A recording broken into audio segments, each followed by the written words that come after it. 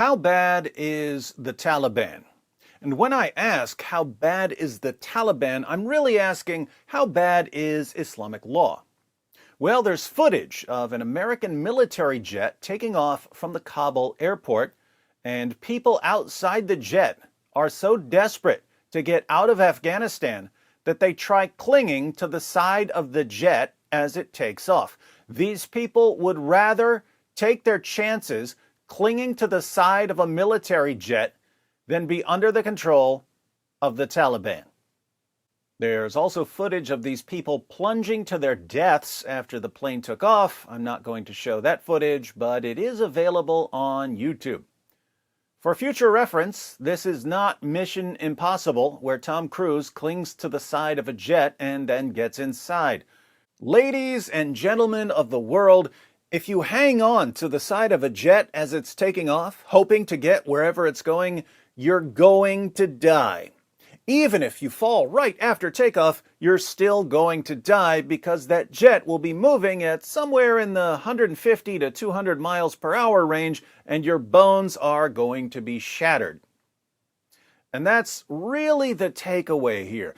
Given the choice between, on the one hand, living in a country governed by the Taliban, and on the other hand, plummeting to their deaths, there are people in Afghanistan who choose death.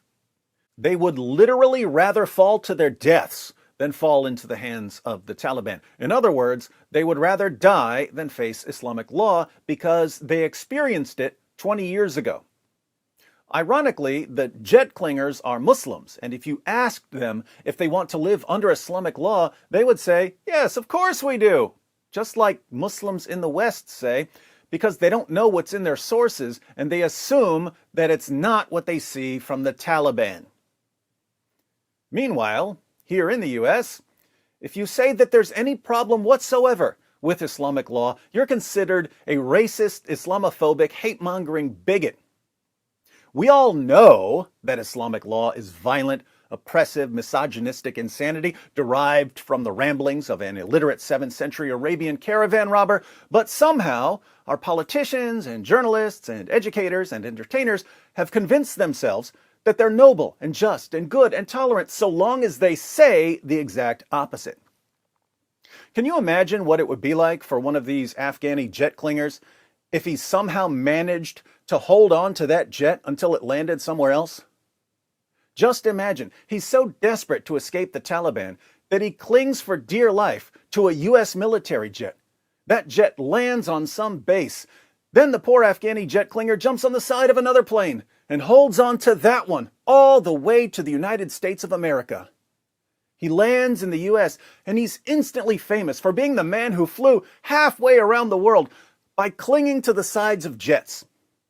Journalists run up to him and ask him, why did you do it? Why did you fly halfway around the world clinging to the sides of jets? The man says, I did it to get away from anything remotely resembling authentic Islamic law. The journalists, of course, would reply, what do you mean you wanted to get away from Islamic law? Islamic law is God's gift to politics and economics and morality.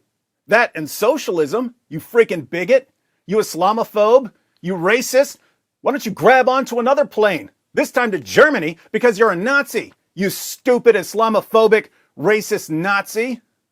What do you know about Islamic law? All you did was get a taste of it 20 years ago, then grabbed the side of a plane when you heard it was coming back. Here I am, watching people die, falling off a jet just to get away from the morons in their country. And I almost want to grab the side of a jet just to get away from the morons in my country. It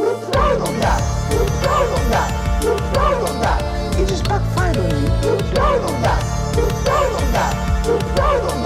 It just backfired on you. This is a part of a religion. There's a reason to it. Yeah?